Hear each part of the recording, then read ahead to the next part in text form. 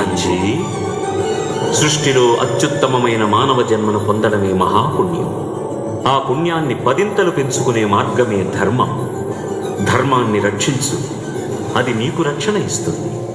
ధర్మరక్షణ కోసం తలకిందులుగా తపస్సు చేయనక్కర్లేదు. మనిషిగా స్వచ్ఛంగా బతికితే చాలు. తన జీవితంలో తాను చేయగలిగిన ఏ చిన్న మంచి పనైనా ధర్మాన్ని రక్షించడమే అవుతుందని గ్రహిస్తే చాలు. అలాంటి ధర్మరక్షణ కార్యాన్ని మానవ రూపంలో ఆచరించి చూపిన సద్గుణాల పరిపూర్ణత్వమే శ్రీరామతత్వం.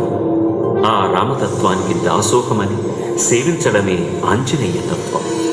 నీలోని ఆ స్వచ్ఛమైన రామతత్వమే నన్ను నీ వైపు నడిపించింది.